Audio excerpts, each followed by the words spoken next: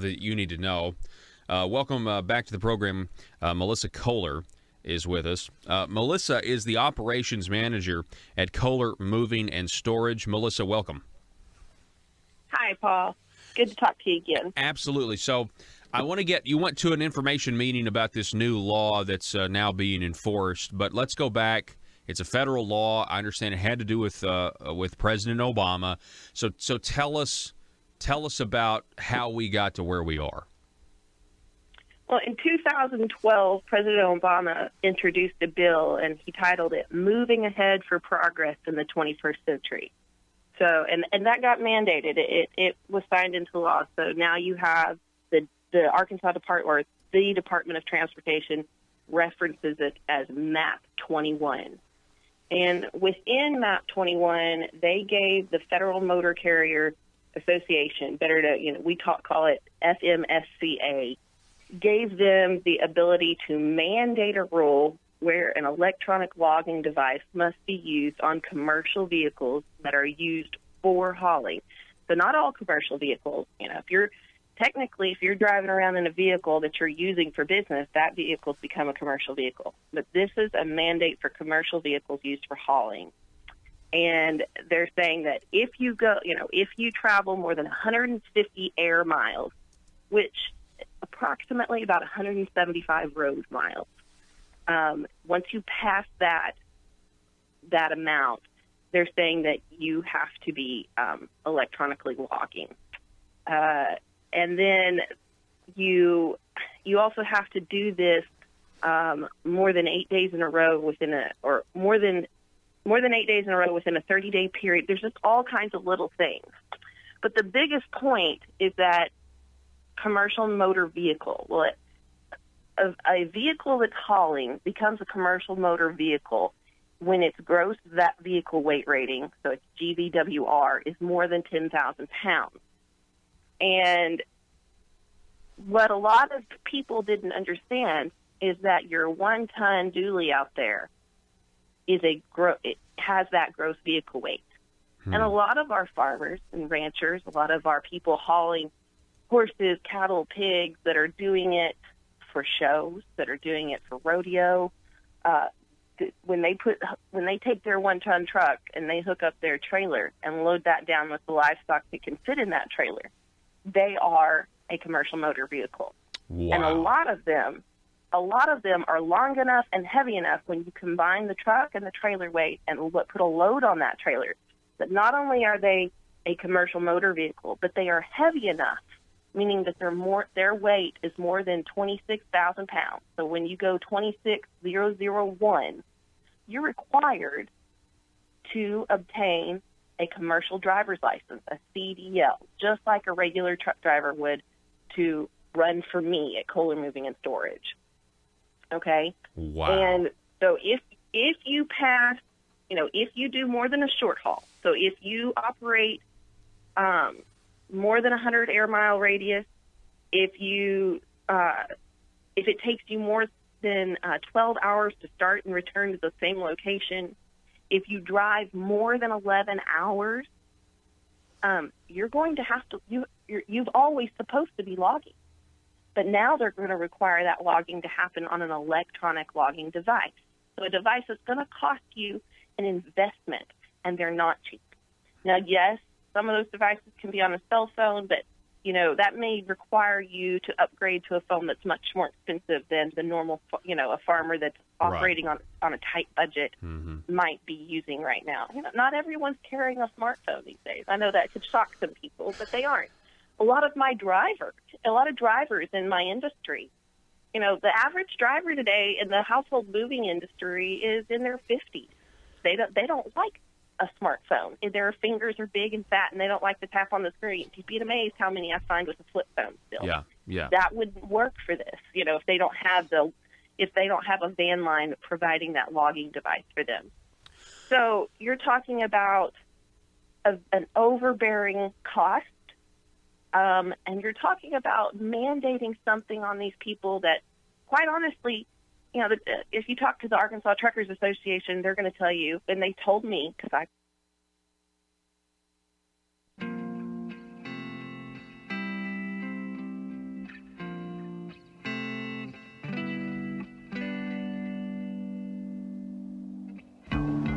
I think it's time we ask ourselves if we still know the freedoms that were intended for us by the Founding Fathers. They seem to be in full-scale retreat from spending cuts and are talking about raising people's taxes again. And I have only one thing to say to the tax increasers. Go ahead, make my day. If we lose freedom here, there's no place to escape to. This is the last stand on earth. Those who would trade our freedom for security have embarked on this downward course. Whether we believe in our capacity for self-government or whether we abandon the American Revolution and confess that a little intellectual elite in a far distant capital can plan our lives for us better than we can plan them ourselves.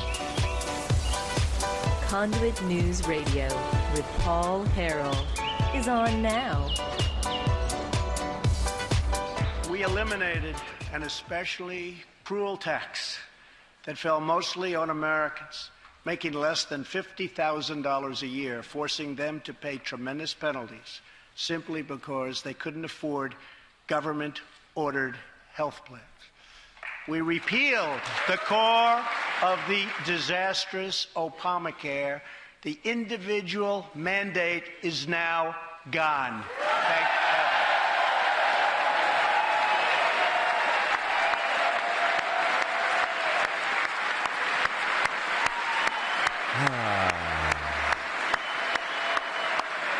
Yes, ladies and gentlemen, that might have been my favorite moment from last night's State of the Union speech, but I really can't pick. There are just so many. But that one right there, the individual mandate, the concept of essentially, the government can force you to purchase a product it thinks that you have to have in order to live, in order to be in good standing, in order to breathe the free air.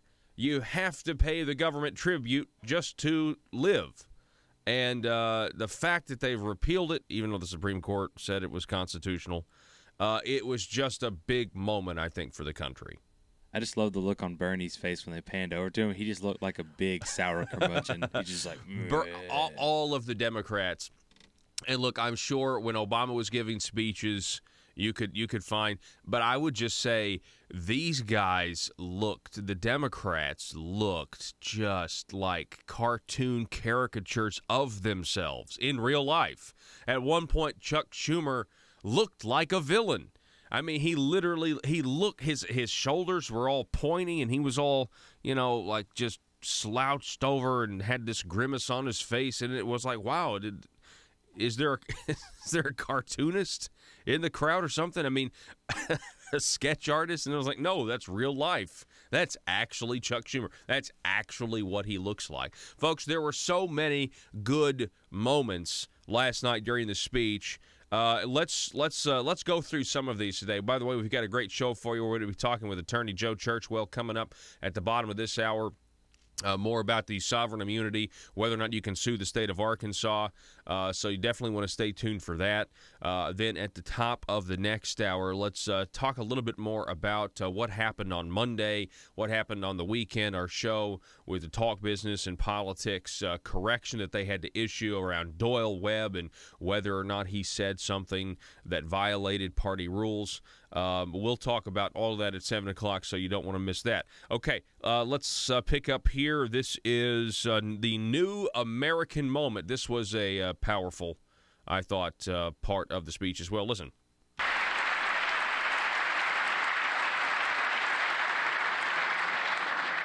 This, in fact, is our new American moment.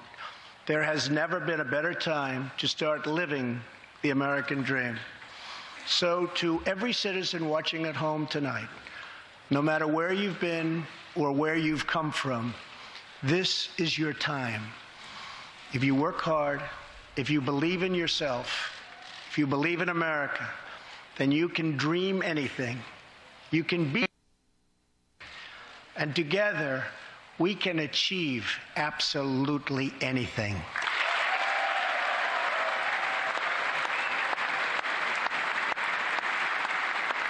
It's a positive take on things.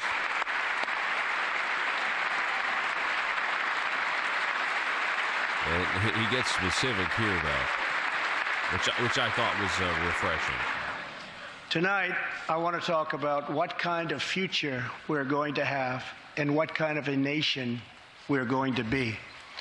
All of us together as one team, one people, and one American family can do anything. We all share the same home, the same heart, the same destiny, and the same great American flag.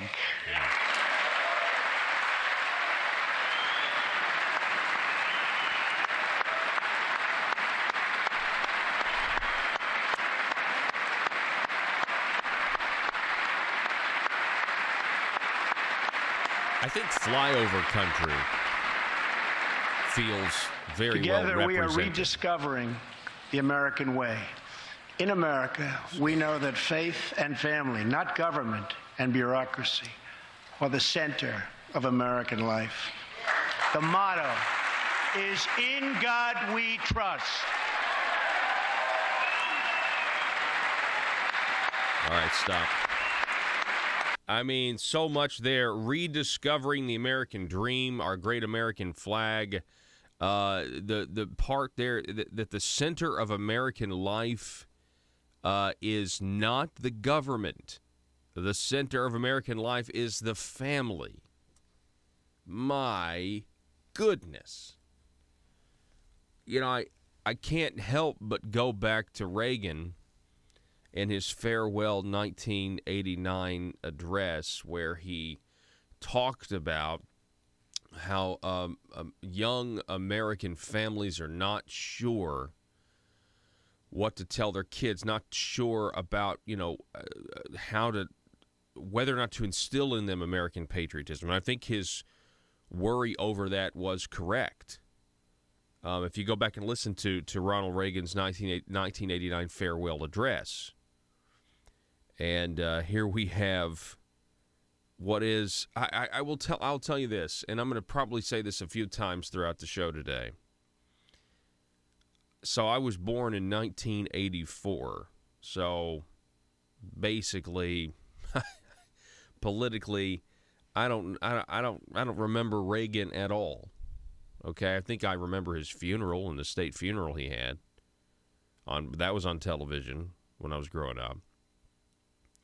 But as I became, politically conscious, as I was able, thank goodness, to, no longer be a liberal like I was when I was younger, and I start to, understand what conservatism is, I start to understand what limited government is, and I look at the presidents that were in my lifetime, and when I say my lifetime, I'm just talking about when I'm politically conscious,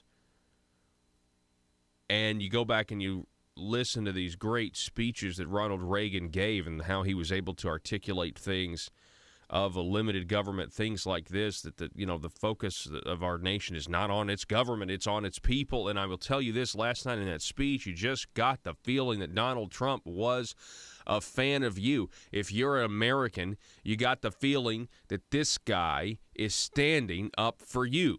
That's the feeling that was conveyed. And it got to the point where, I guess, back to me, I started to wonder, how did a president like Ronald Reagan ever get elected? How did it happen? How did we go from a guy who was able to so communicate with the American people and represent this country in the way that he did? And so, I've often joked, I was like, yeah, Ronald Reagan didn't actually happen. That's all just fake, right? Because, it was so outside the realm of possibility.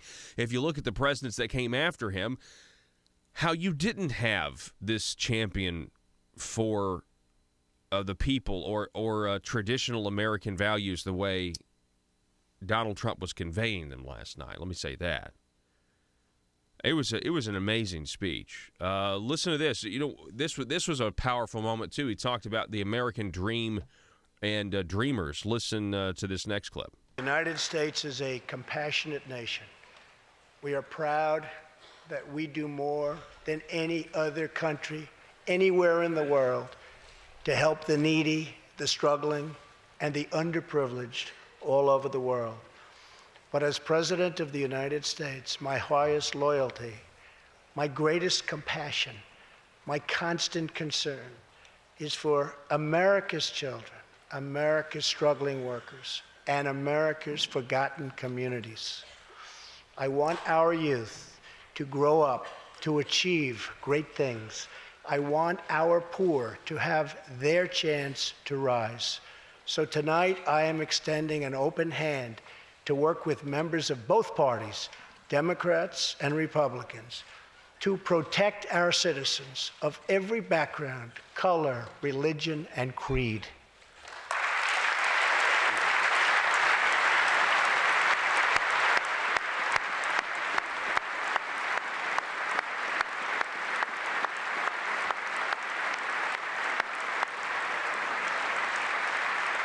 My duty, and the sacred duty of every elected official in this chamber, is to defend Americans, to protect their safety, their families, their communities, and their right to the American dream.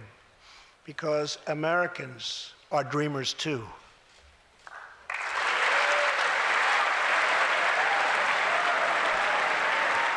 Wow. Wow, what a moment that was. There are these little jabs all night. The speech, by the way, has polled off the charts. People love it. Let me say that again. The mainstream media, they're going to distract something. They're going to figure out some false narrative here, in the next 20 minutes. But I'm telling you right now, the people, they loved this speech. This was most people. If he has a few more things like this, I mean, all this does is hurt the media.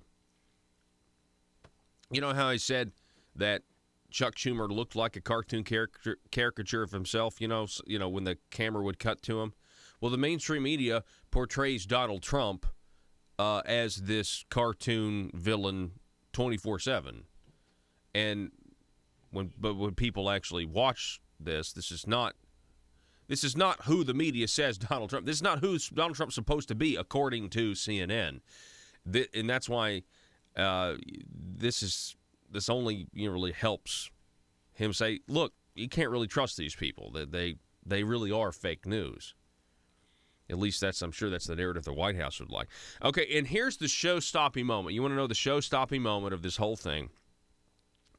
He's talking about North Korea, how dangerous things are, talking about the American citizen who, was basically arrested and charged and sentenced to hard labor. They basically murdered Otto.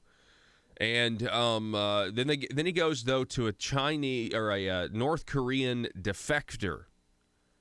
And this was the most powerful moment, I think, of the entire night. Listen. We are joined by one more witness to the ominous nature of this regime. His name is Mr. Ji Sung-ho. In 1996, Sung-ho was a starving boy in North Korea. One day he tried to steal coal from a railroad car to barter for a few scraps of food, which were very hard to get.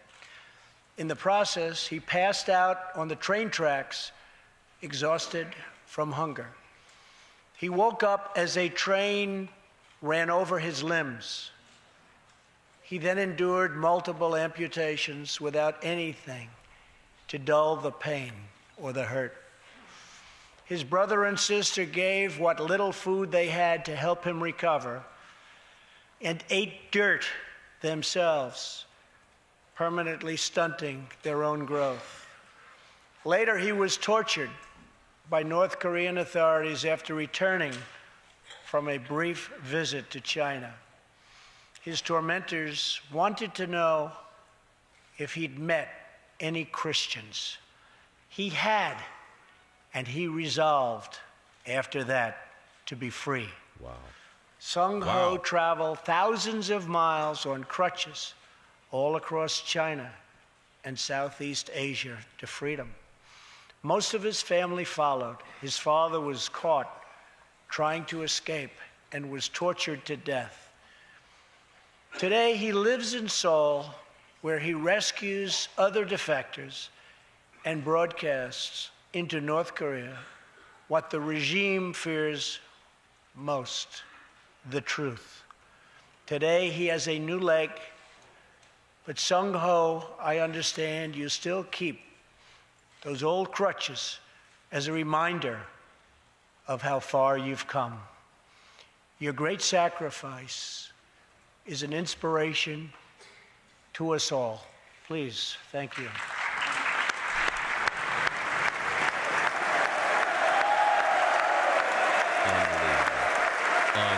Unbelievable show-stopping moment. I mean, that was the moment right there. And if you didn't see it, you need to go watch this, because the reason the chamber erupts the way it does is that Sung-ho here holds up his crutches like a man, and holds him over his head and just starts. I mean, it's amazing. Yeah, exactly. And people are just, we don't have any idea what the rest of the world is. We have no idea the totalitarian darkness that is out there. We take our freedoms for granted. And then you got the people on the far left that only want us to have freedoms, in very, very, very specific instances. And that's what we're fighting. If you want to know what we're fighting, if you want to know the ideas of the left versus the right, you just need to go look at the border between North and South Korea, because that border represents an idea. And then you look at the prosperity from a satellite view of the Korean peninsula at night, and you will see Seoul and the rest of South Korea is lit up like a Christmas tree, and Pyongyang has one light on. And you realize that is that's really where the arena is. You do have places where people are eating their own kids and having to eat dirt. And, anyway, we got to take a break. It was an amazing speech.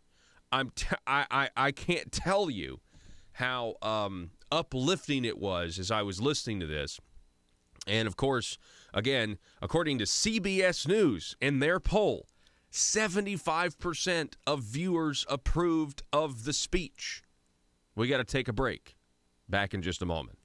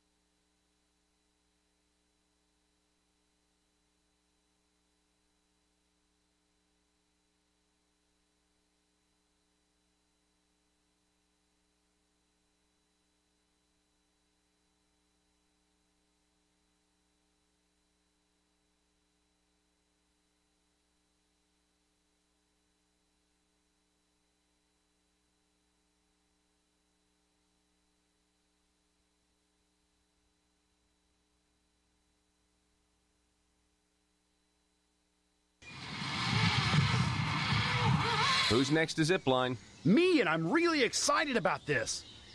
Sir, I'm sorry. The zipline has a 350-pound weight limit, and frankly, I do not think it would be safe for you. Oh, that's okay. I self-identify as 180 pounds, so it's cool. Sir, that doesn't make any sense to me, and I'm afraid we can't let you ride the zipline. You're too heavy. I'm sorry. I can't believe this. I thought we had evolved as a society. I thought this was America, but I guess this is just my plight. First slavery, and now fat-shaming. Sir, again, I'm really sorry. You listen to me. If you don't let me ride, not only will I sue this company for discrimination, I will sue you for damages, because right now my feelings are so hurt, and I feel embarrassed because I'm holding up the line. Wouldn't be the first time. Watch it, mister. Look, okay, I'm sorry. I just don't think it would be safe for you. You don't understand.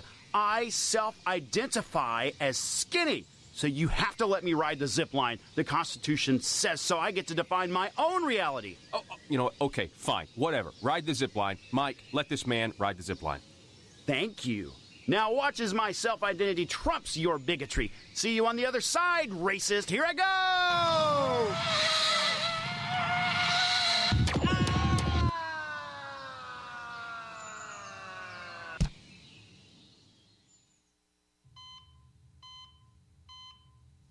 Doctor, thank goodness. What's the prognosis? Sir, we've done everything we can, and you only have seconds to live. No, you cannot say that. I do not self-identify as a dead person. PHP Parody.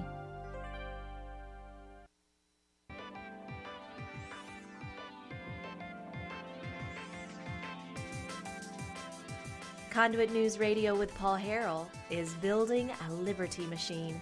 Find out more at conduitnews.com.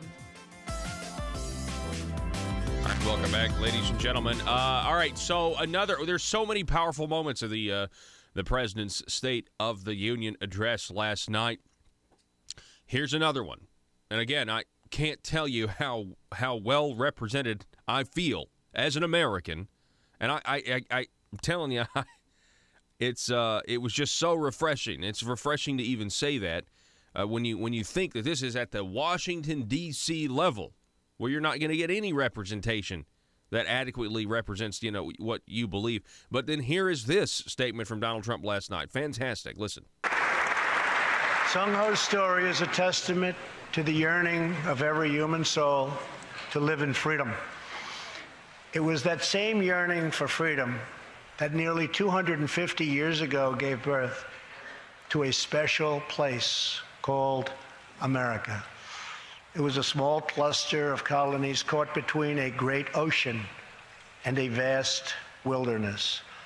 It was home to an incredible people with a revolutionary idea that they could rule themselves, that they could chart their own destiny, and that together they could light up the entire world. That is what our country has always been about. That is what Americans have always stood for, always strived for, and always done. Atop the dome of this Capitol stands the Statue of Freedom. She stands tall and dignified among the monuments to our ancestors who fought and lived and died to protect her. Monuments to Washington and Jefferson and Lincoln and King. Memorials to the heroes of Yorktown and Saratoga. To young Americans who shed their blood on the shores of Normandy and the fields beyond, and others who went down in the waters of the Pacific and the skies all over Asia. And freedom stands tall over one more monument, this one, this Capitol, this living monument. This is the monument to the American people.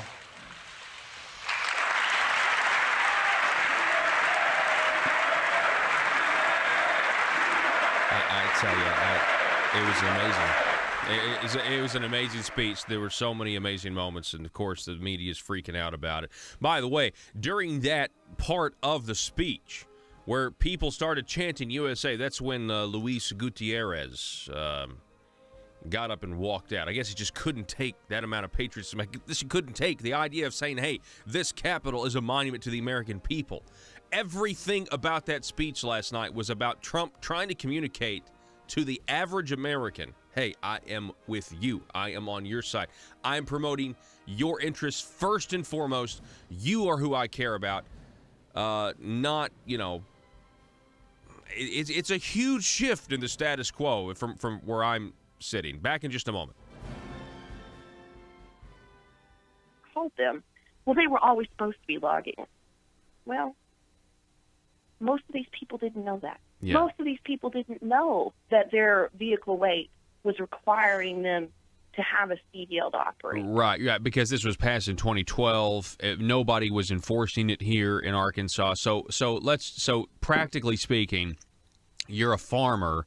You're going to transport your your livestock, and you're saying now that you're going to transport your livestock. You like you said, you've hooked up your one ton truck. You got the trailer. Now you're supposed to have a CDL and a logging device installed in your car, and the reason this is a big deal, folks, is because they're telling people now. I mean, I was talking to somebody who was saying, they were these trucks were pulling into like a livestock show of some kind, like kind of a recreational deal, and you'll have to excuse my ignorance of that, but they had people there telling them, hey, we're about to start enforcing this. They're about to start enforcing, and you're going to get a huge ticket if you don't start to make these changes. So this could possibly affect a whole lot of Arkansans that have no idea what's coming. Absolutely. And here's where it gets really dicey for these people. For me, I already deal with this on a daily basis. My drivers are only allowed 14 hours of service time. They can only drive for 8 hours straight before taking a mandated 30-minute break, and then they can drive another 4 hours. So they're only allowed to drive 11 hours, and then they can have 3 hours still on the clock. Well, in my industry, we're moving people. That could mean he's got 3 hours to get his trailer cleaned up, or he's got 3 hours where he can have 3 hours of unloading time, and then he'd have to stop. Okay, 14 hours of service. I'm not talking about drive time. And a lot of these people at the meeting we were at last night, I don't believe they came away understanding this.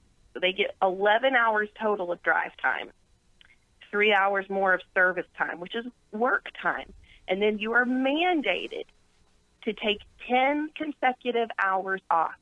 That means you're supposed to not work.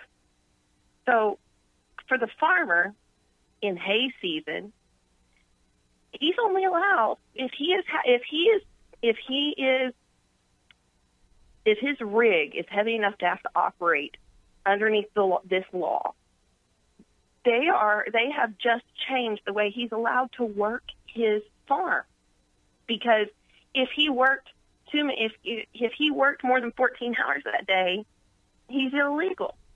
Okay, and because we actually have to put that the day before, if we start logging and we've not been logging, say my driver's not gone anywhere for 2 weeks, he literally puts I was off from this date to this date. I wasn't driving. But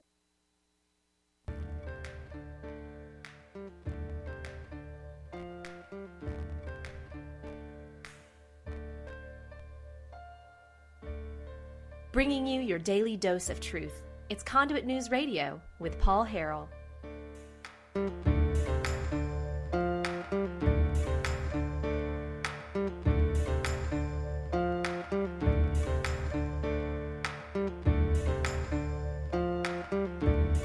Welcome back, ladies and gentlemen. Thanks so much for being with us. The telephone number you can call or text 870-275-9799. We're going to have more clips from the President's State of the Union address later on in the program. Maybe even replay some of them because, again, it really was an uplifting speech, in my opinion. And it just really it just reminded me how blessed we really are to live in this country, to be an American.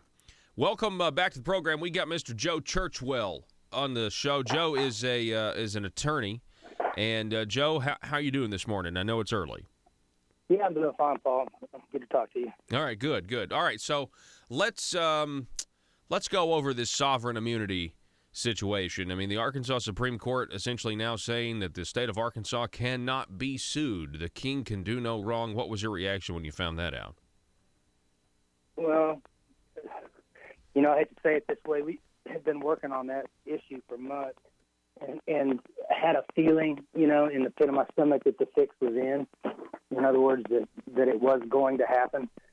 And, I mean, the doctrine itself gives you a sense of the the gravity of the situation. The king can do no wrong. In Arkansas, the executive, which is Asa Hutchinson, has numerous state agencies. Well, those are the king's men. You have the king, the king's men, which are the sheriffs, the magistrates. Nobody can be brought to task for any grievance if they are within or part of a state agency now in the state of Arkansas. And what that means are the state courts, circuit court judges. I also think that the implication goes all the way to the Supreme Court. In other words, that our Supreme Court cannot review now. And the power of review is nearly as important as, the power to rule or to make orders and judgments. One of the extreme remedies that we have in the state are writs of mandamus, writs of habeas corpus. Those are writs that are essentially a review by the most powerful court in the state.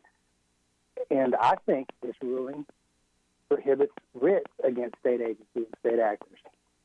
Because if you don't have jurisdiction, you don't have jurisdiction. And what this is a subject matter jurisdictional issue, and that's the threshold matter. In other words, if you don't have subject matter jurisdiction, you have no power, you have no authority. And the Arkansas Supreme Court is a state court.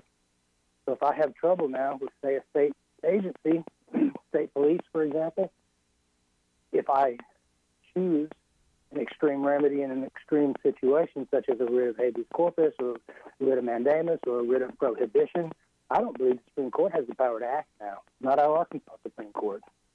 And I think they may have painted themselves in a corner. Wow. This is, that's a lot. This is actually a whole new layer to this that I haven't heard yet. There are going to be layers, Paul, as we unpeel this onion. I don't think they realize the implications. I mean, it sounds great, and it's really good right now today for the Attorney General's office because all of their state litigation has gone away, pretty much. Right. Yeah, that's exactly right. You talked to Luther Suter the other day. Mm-hmm. Luther has been defending citizens for 22 years in this state, and a good portion of that, now thousands and thousands of cases you talk. Federally, in some instances, we're okay still, but there's sovereign immunity there, too, the 11th Amendment. There are only certain things that you can sue states for in federal court. Now, you cannot sue anyone in state court for anything, and a big part of Luther's business, Lucian Gillum, Luther Suter, before that, Mr. Harrell, they sued many times under this statutorily created waiver. In other words, the legislature said you can sue the state if they do X kind of thing. Exactly. And within that statute is that enumerated right. FOIA, for instance. Say I want to get something from Dennis Milligan by Freedom of Information Act. Okay, probably he's not going to give it to you anyway. He's going to say, even back before this happened, are we on terrestrial radio? Oh yeah, we're on terrestrial radio. We're on across Little Rock, Jonesboro, Stuttgart, Fort. Okay, yeah, then I'll clean it. I'll make sure I keep it clean then. Yeah. Oh, good grief. Yes, please do. Okay, I'm just making sure. Sometimes on cable they let us go a little bit. And I have a tendency to do that in situations like this. These are very emotional times when you've got clients that have been wronged, and for years. Luther has cases that have been dragging on for years under Whistleblowers Act, Minimum Wage Act, Fair Labor and Standards Act, Arkansas Civil Rights Act. These people were wronged by their government. Now, litigation is traumatic. Okay, that's really the word used. When you're in litigation, you're going to be traumatized, especially if you're going up against big pharma, big business, these corporations, and the government is the worst of all, because the person that's going to decide your case in state court is part of the government. The government, yeah. The man. So I think Luther had to dismiss or was going to more than 31 cases, I think was last count. Really? So he had 31 cases, and they're just gone now because of this ruling. Well, that's a cursory popping through what was there, Yeah, because if you're suing under the Minimum Wage Act, that's gone. That was the case the Supreme Court chose to make their decision on. They took a little case out of Mina, and there were Souter's firm had 3 cases. One against Arkansas Community Correction, where they inadequate health care for women, babies dying, and things like that. You would think that they would care about that. Obviously, they don't. They care about not being held liable for it. But there were several cases that were up to be decided on the sovereign immunity issue, and they decided this one first. So all of those acts that create a statutory right for the citizen in state court, and I'll break it back to the Freedom of Information Act again because it's really, really simple to understand even for me, is that if I issue a FOIA and they say we don't have the documents, or you're not entitled to the documents, or we're not subject to the Freedom of Information Act, you have one remedy, okay? You file suit. So where do you file suit? You file suit in state court. That remedy is gone. Okay. So being the only, because the state shall never be made a defendant in the court. So do you have an avenue in the federal level then? No, not for Arkansas State FOIA. No, certainly not. Right now. So what do we do? I mean, come on, let's talk about this. We can't sue. We can't make them enforce the Freedom of Information Act, which they don't like anyway, right? And so constantly we're having to file suit, over little stuff. Yeah, yeah. So the boldness of my next reply, next time I FOIA, I can imagine that it's not going to be able to be said on air what they tell me, because you should hear what they tell us before the act was found unconstitutional. But what do we do? Time will tell. I think, and people think I'm cynical, and people think I'm a little bit crazy, but the trauma builds up over years of dealing with these people, and not only the trauma that they put on you through the litigation process, but the trauma that you witness happening to your client. And when I came on, you said it's Joe Churchill, he's an attorney, right? Yes. Really, I'm not. Okay, I'm a lawyer. And at 5 o'clock, I don't turn my computer off and go home, and go play squash or whatever it is they do. At 5 o'clock, I'm still at the office. If I get home, I'm still working on my cases. My clients are still calling me, literally trying to deal with the trauma of getting through this litigation, the time, the expense, the emotion.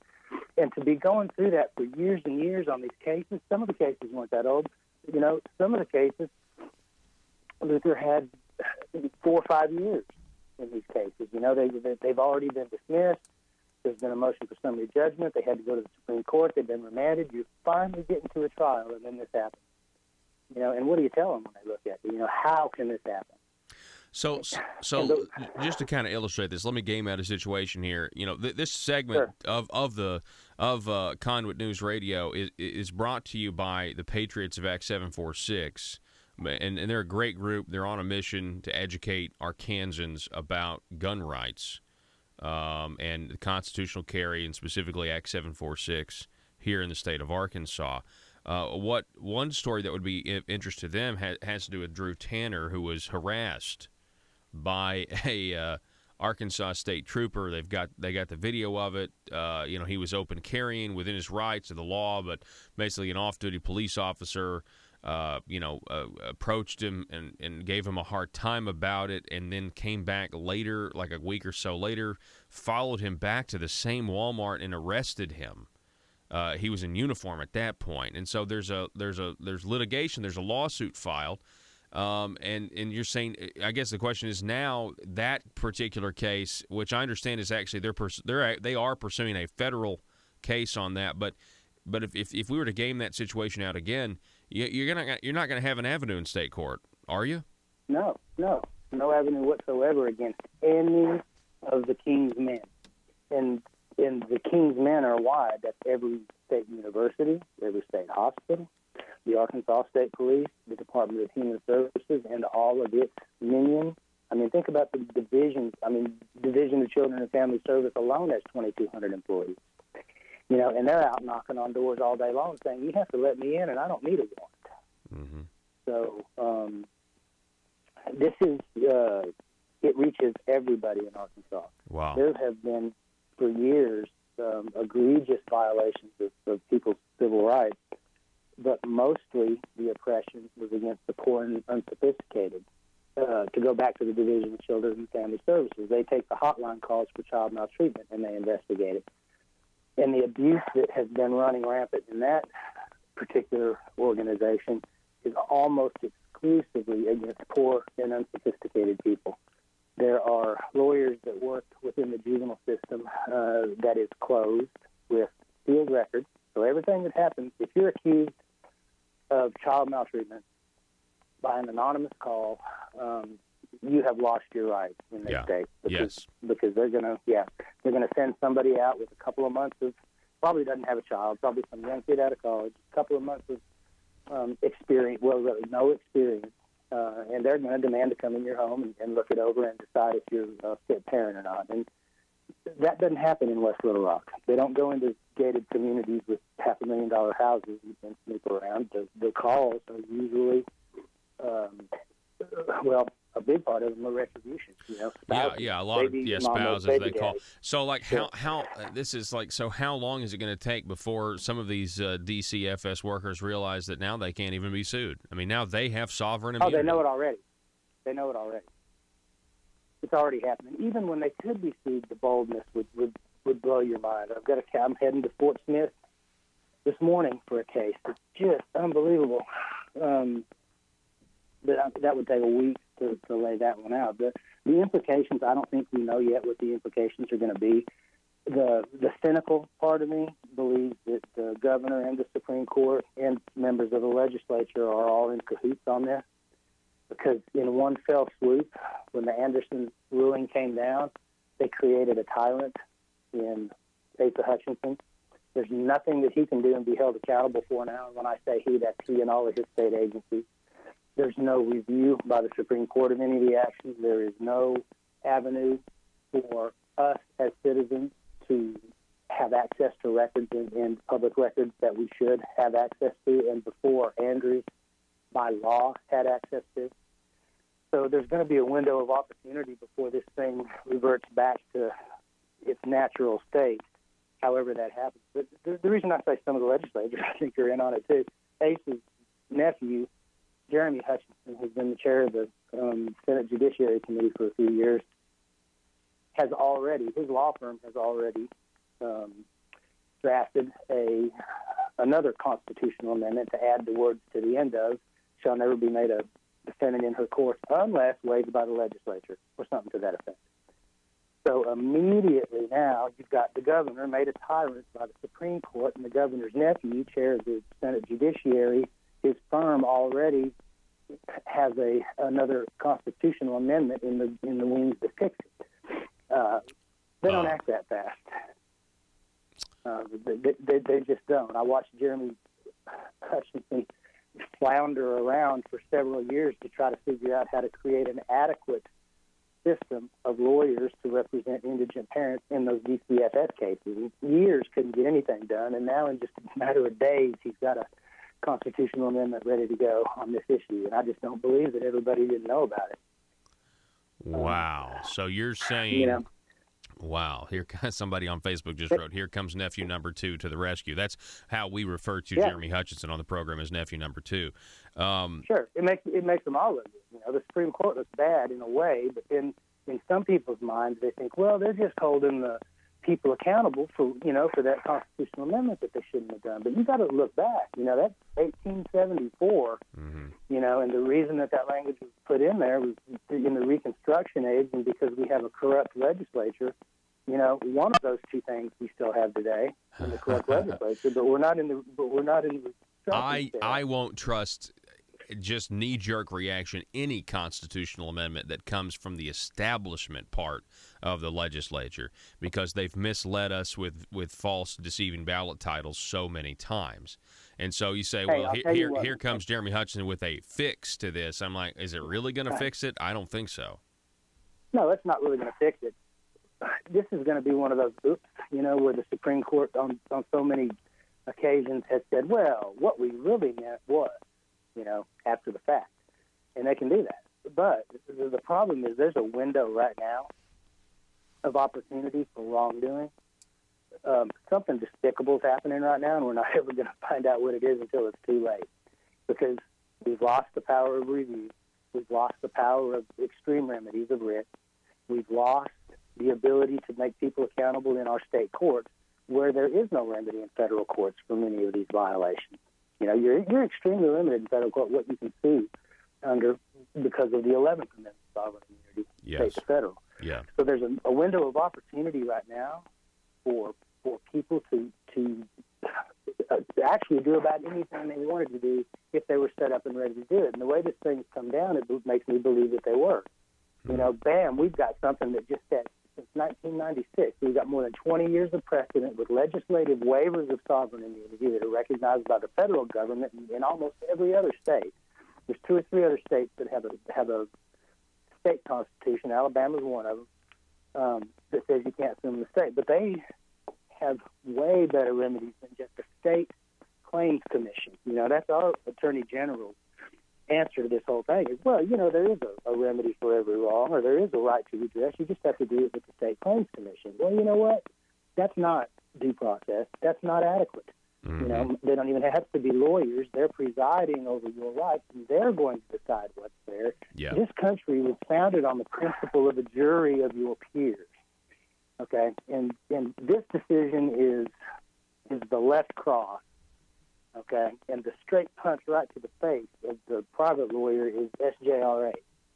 So when the people pass that under the auspices of the government protecting them from these nasty trial lawyers, they're not going to be able to find representation anywhere. You think we can defeat it though?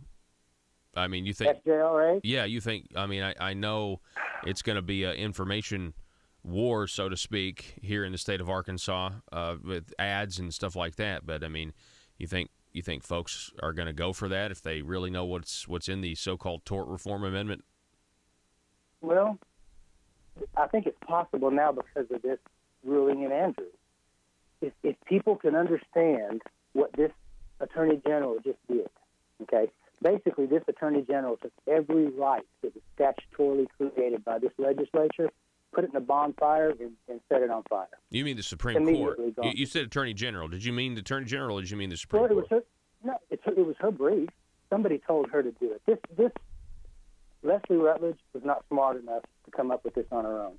Leslie Rutledge is the one that wrote the brief. The attorney general's office first has a duty to defend statutes. Okay? Her duty is to defend the statutes of the state of Arkansas. What she did was exactly the opposite. She came in and said, these statutes are all unconstitutional. Okay? That did not originate in the mind of Leslie Rutledge. And that's why I say there were a lot of people in on it. First, I look at who benefited immediately. Well, the tyrant. And so Hutchinson benefited because now it's a wide open season for anything he wants to do with all of his king's men, with no review, without impunity, and no remedy for the people. Okay? So, you know, that, I think, if people understand how dastardly this sovereign immunity issue is, because the Supreme Court can't just go out and reach out and sua sponte create that. Okay, the case at least has to be in front of them. Right. The arguments have got to be there. I understand. Right, and the brief came. Marina Jackson actually wrote it, but Leslie Rutledge, her name is on it. She's the attorney. She's the one that said Article 2, Section 20 of the Constitution prohibits any legislative waiver. So that, of course, it was the Attorney General that had to brief that. Okay. Joe, we are out of time, but we want to do this again soon. I appreciate you really laying bare what is a potential, well thought out conspiracy, honestly, to give the king sovereign immunity and really kind of dive it into the inside baseball. That's what I love. I appreciate it, and I want to talk to you again soon about all of this. I'd love to do it. Just let me know when. All righty. Joe Churchwell, everybody. A lawyer, Joe Churchwell. We've got to go to break, folks. Don't go anywhere. Back in just a moment. If you're like me, you believe that small business is the heart of Arkansas's economic engine, and it should be viewed that way by the politicians in Little Rock.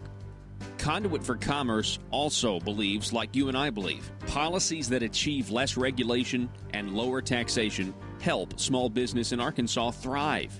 Other policies like small, constitutionally consistent government and reducing citizen dependency on government keeps it from growing and expanding its influence on our daily lives. Conduit for Commerce works every day to educate the general public and legislators on these important priorities in the name of Arkansas small business.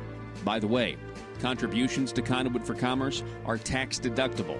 Log on now to conduitforcommerce.org and click on Contact Us on the right side of the page. That's conduitforcommerce.org. Go there now and learn the facts on protecting small business in Arkansas.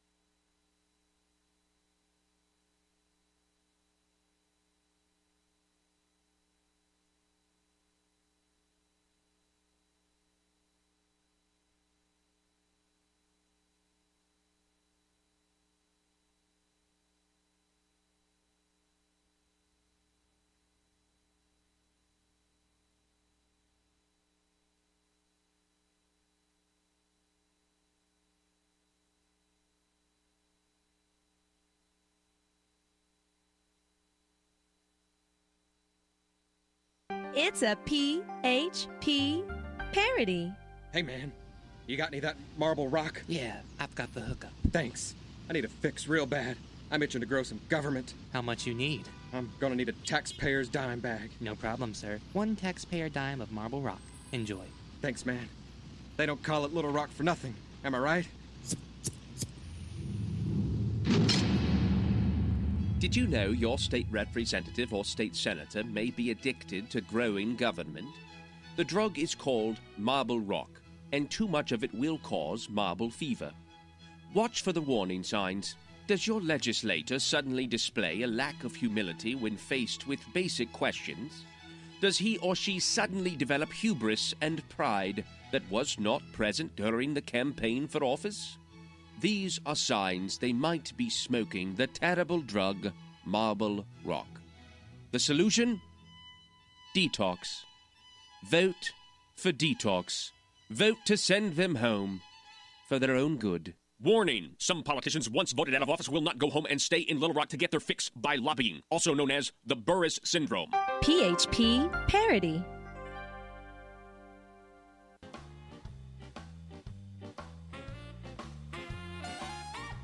Determined to drain the swamp in Little Rock, it's Conduit News Radio with Paul Harrell. Wow. That was a fantastic interview we just had with Joe Churchwell, really exposing this sovereign immunity, this whole concept of sovereign immunity that the government now enjoys here in the state of Arkansas. We can't sue any of ACE's agencies. That includes the Department of Children and Family Services. Of course, we've known what they've done over the last couple of years to the Stanley family, how there was an email basically exonerating them, and that email was hidden. The caseworker was reassigned, told never to speak of it again, and then they proceeded to make, one Arkansas's family life really living hell for several months, for basically a year.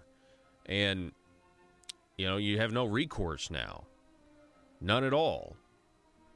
So it's extremely interesting that Joe Churchwell said that this whole thing, you have Jeremy Hutchinson's law firm already coming out with a supposed fix to this. I think it's good that we are all suspicious and have a very healthy skepticism. I should say a very American attitude, which is healthy skepticism of their supposed fixes when they created the problem potentially in the first place. Back in a minute. The news and Talk of Northeast Arkansas. This is News Talk 101.3 FM and 12:30 AM KBTM, Jonesboro, an EAB radio station. Then, I wasn't driving this vehicle for this amount of time, and then now I'm back on. And he starts logging that. So they have to, when they start working that day and say they're going to haul hay that day, they have to show that they only did 14 hours of service or less if they're on that road. Because if they've worked more than 14 hours and a DOT officer pulls them over, they're illegal. They're going to get fined. They're out of hours of service, and so that officer is going to take them to somewhere where it's safe. They don't keep them on the side of the road, but they may they may escort them to a weigh station, they may escort them to a truck stop or a gas station, but then that vehicle must stop and stay there for 10 consecutive hours. That vehicle that is connected to that logging device cannot move for 10 consecutive hours. That doesn't matter if it's loaded with hay, it's loaded with pigs, cattle, horses. It can't move. Now, if you can unload that livestock and allow it to rest, you can do that. So, of course, you could take it out and tie it to the side of the trailer, but you can't do that with, a load of bulls or a load of hogs. Yeah. Okay. Right? Yeah. So, This is a mess. We're talking with Melissa Kohler, operations manager at Kohler Moving and Storage. Okay, so Melissa, last night you've done a great job, by the way, of explaining where the rub is and what's coming down the pike. But obviously, the Arkansas law enforcement, they're telling people that they're about to start ticketing folks who don't have this. So there was a public information meeting last night with the Arkansas Department of Transportation. Am I correct about that? What was the attitude for the people in the room? The attitude is a lot of anger and a lot of confusion. And to be quite honest, though I'm appreciative of the highway police coming out and speaking to us, they didn't make the law any more clear for most of those people. Everybody came away just as confused as they were. When people ask them questions about, well, what's going to happen when I cross into Oklahoma or Missouri or Texas, they kept getting the answer, well, I can't say. That we can only say what we're going to do here in Arkansas. Well, why not? This is federal law, and you're telling us you're going to enforce federal law on us. This isn't an Arkansas Highway Police. This isn't an Arkansas state law. They are the representatives of the Department of Transportation in Arkansas, and they're going to enforce the federal law.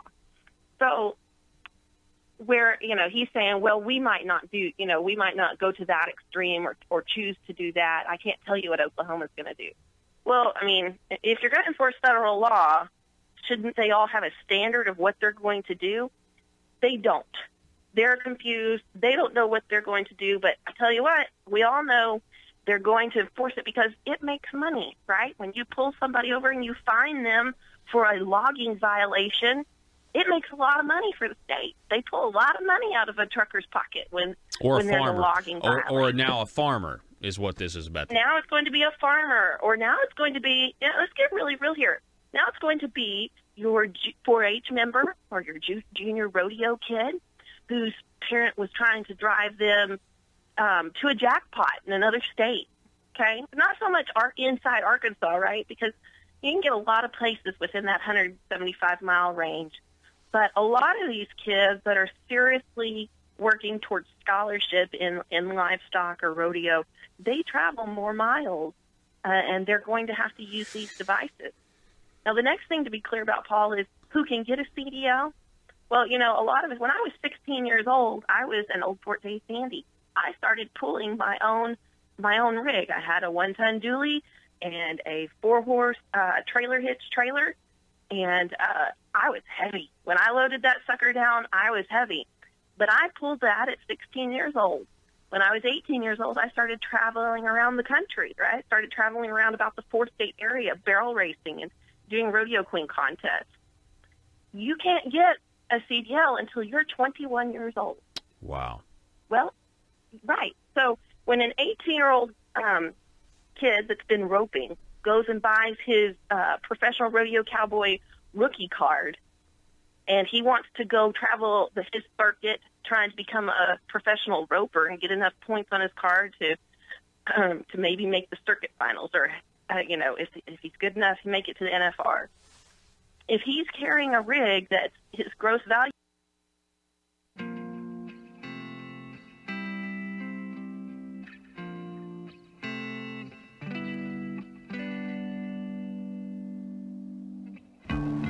I think it's time we ask ourselves if we still know the freedoms that were intended for us by the Founding Fathers. They seem to be in full-scale retreat from spending cuts and are talking about raising people's taxes again. And I have only one thing to say to the tax increasers. Go ahead, make my day. If we lose freedom here, there's no place to escape to. This is the last stand on earth. Those who would trade our freedom for security have embarked on this downward course. Whether we believe in our capacity for self-government or whether we abandon the American Revolution and confess that a little intellectual elite in a far distant capital can plan our lives for us better than we can plan them ourselves. Conduit News Radio with Paul Harrell is on now.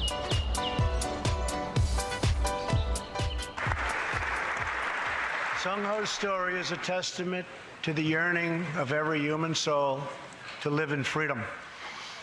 It was that same yearning for freedom that nearly 250 years ago gave birth to a special place called America. It was a small cluster of colonies caught between a great ocean and a vast wilderness. It was home to an incredible people with a revolutionary idea that they could rule themselves, that they could chart their own destiny, and that together they could light up the entire world. That is what our country has always been about. That is what Americans have always stood for, always strived for, and always done. Atop the dome of this Capitol stands the Statue of Freedom. She stands tall and dignified among the monuments to our ancestors who fought and lived and died to protect her. Monuments to Washington and Jefferson and Lincoln and King. Memorials to the heroes of Yorktown and Saratoga, to young Americans who shed their blood on the shores of Normandy and the fields beyond, and others who went down in the waters of the Pacific and the skies all over Asia. And freedom stands tall over one more monument, this one. This Capitol, this living monument, this is the monument to the American people.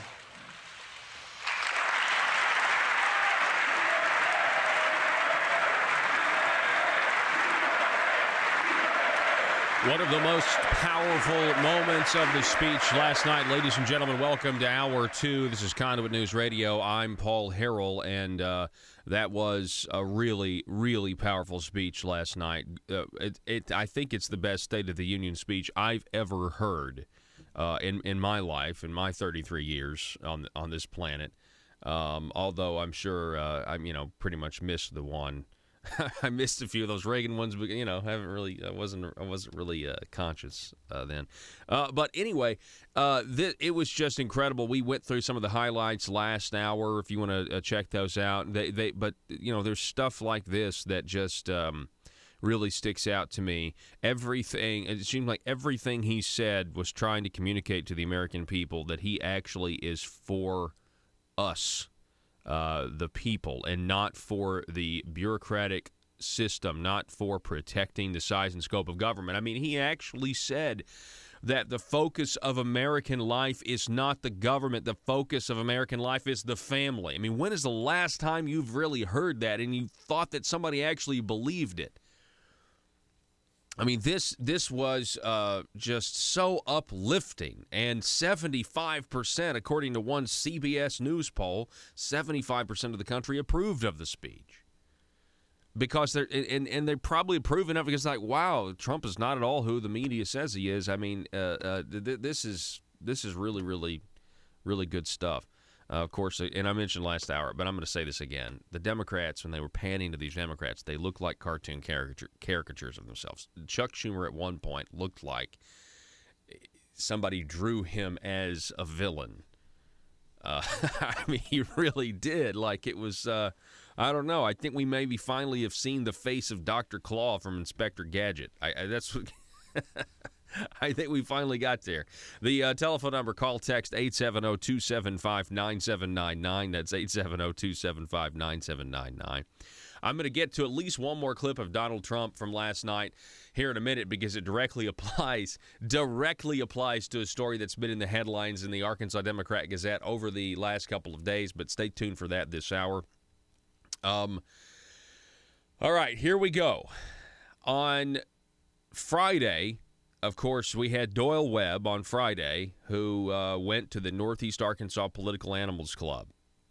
And he gave, and we highlighted this, was essentially an Asa Hutchinson for governor for re-election campaign speech. He did this. We played the audio for you. But not to get back into that, but he essentially gave credit. He basically gave Asa Hutchinson the credit for Republican victories up to this point. He said that people are going to come out in strong numbers because Asa's the third most popular governor. He gave all the success, quote, success, and in this case, success just means look at the colors on the map of Arkansas. Look how much more red there is than blue. He gave all of that to Asa. That is all Asa's doing, which is completely bogus and not true. At the very least, you could say. I mean, that's my opinion. It's certainly an arguable point, and that's why it was a campaign. That's why it was campaign rhetoric. I mean, he's giving this speech, and in my opinion, showing favoritism to Asa Hutchinson over Jan Morgan, which is something he's not supposed to do. But, of course, he's also done this on, as well. Doyle Webb's blocked Jan Morgan on social media. He did that back in September of 2017, showing favoritism to Asa over, Jan Morgan. He also... has been monitoring county committee Facebook posts, and when they said something as benign as "We wish you the best of luck, Jan, on your future endeavors," after she spoke at their Washington County, he makes a phone call and yada, yada, yada. However you want to describe it, the Facebook post gets deleted and later posted with something else. And, of course, we have the county chairman's resolution, which, in my opinion, is directed at Asa as well as the RPA, saying that these county committees at the local level, Republicans are autonomous and they will invite who they want, which was a direct shot across the bow of the establishment RPA and Asa Hutchinson saying, you guys are going to quit bullying us, trying to get us to uninvite Jan Morgan to our county committees. We want to hear what she has to say. We have a Republican Party establishment that is afraid of the ideas of Jan Morgan and is afraid of the criticism of Jan Morgan. So this all happened at the Northeast Arkansas Political Animals Club when Doyle Webb was asked by George Jarrett, a reporter for Talk Business and Politics. It was like, hey, do you think Jan Morgan's going to do any damage to Asa Hutchinson? And Doyle said no, but didn't really answer the question and instead answered it a different way. It said, no, he's not going to do any damage. We're going to come together. The question was, is he going to do any damage to Asa? Doyle seemed to answer, or maybe heard, is he going to do any damage to the Republican Party? That's the way Doyle answered it. But that wasn't the actual question. But regardless of that, there was a story written by Talk Business and Politics, George Jarrett, that quoted, or it actually didn't actually quote, but it said that Doyle Webb said that Asa Hutchinson will, quote, handily defeat Jan Morgan. That was then picked up by KATV as a direct quote, and everything went saying, hey, Doyle, you're violating the rules. You're showing favoritism. Now, I think I've just analyzed and exposed that he's already shown favoritism multiple times towards Asa Hutchinson. But this was a clear-cut quote, and it had people saying, Doyle Webb, you need to resign. Jan Morgan said, hey, Doyle Webb, you need to resign. You're clearly violating party rules here. Then people went back and watched the video, and on this program on Monday, we got the story right, and we told you we had an email from George Jarrett from Talk Business and Politics where he said that Doyle didn't actually say handily defeat, but his body language and words and, just kind of, was made to it was obvious, he thought, which I might agree with that, but he still didn't actually say handily defeat. And so we exposed all that on Monday, and so by Monday afternoon or Monday around noon, we got this tweet where Talk Business actually tweeted me because I put out a YouTube video of what really happened with Doyle Webb, Talk Business and Politics, and KATV News. And so I guess what time does this say? So at 11:32 a.m. on Monday, Talk Business and Politics tweets me a revision of their article where they retracted what they had said. Okay, and you have, look at this. Scroll down here. Go to the actual note or the actual story, Joe. Editor's note, this story has been corrected to note that Republican Party Chairman Doyle Webb did not say Governor Asa Hutchinson would defeat challenger Jan Morgan in the GOP primary. Talk Business and Politics sincerely apologizes for the error. So this comes, well, has it been revised? What do you mean? You don't have the editor's note? Go back to the story. Yeah, that's the right story. Yeah. Now scroll down. See the editor's note there. Okay. So, anyway, yeah, the headline is about Trump, but it actually was more about, Doyle Webb and what he said or what he now didn't say. So, to kind of put this in perspective, I was saying, why didn't Doyle Webb demand a retraction all last weekend? And I still stand by the reason Doyle didn't ask for a retraction that I know of. It's because it would have meant he would have had to say, number one, this is fake news. I didn't say that. And that would also kind of put Jan Morgan in a positive light. And we're not going to do that. Again, in my opinion, another example of favoritism. But, hey, who am I? When given the opportunity to correct KATV on their false reporting, and maybe Doyle Webb just can't remember what he did and did not say. Maybe he actually thought he said that. I don't know. But when given the opportunity to correct KATV is reporting and asking him, hey, Jan Morgan now says you need to resign, Doyle. And instead of Doyle saying, I didn't say what was reported, he takes the opportunity to throw Jan under the bus. And we played that audio on Monday and say, well, Jan needs to quit looking to social media and da-da-da-da-da-da. And she needs to, basically figure out how the party works, get involved with the party, and, figure out how things are working. Listen, here's the bottom line. The way things are working now are the reason she's running in the first place. The status quo is the reason people run to try to change it. So, no, this whole thing was just really unbelievable. It is, to me, patently obvious that the establishment GOP wants nothing to do with Jan Morgan. They want everything to do with Asa Hutchinson. It's patently obvious that the leaderships in both parties, that the Democrat Party and the Republican Party leadership, they both want Asa Hutchinson to be the Republican nominee. Now, what does that tell you? What does that tell you? It kind of reminds you of how Barack Obama was thrilled to get to run against Mitt Romney, right? Right? I mean, don't you think? That's what it reminds me of, is how it's like, oh, yeah. We all want John McCain to be the nominee. We certainly wouldn't want, certainly wouldn't want Rand Paul to be. You know what I'm saying? Like, they want the more middle fence rider.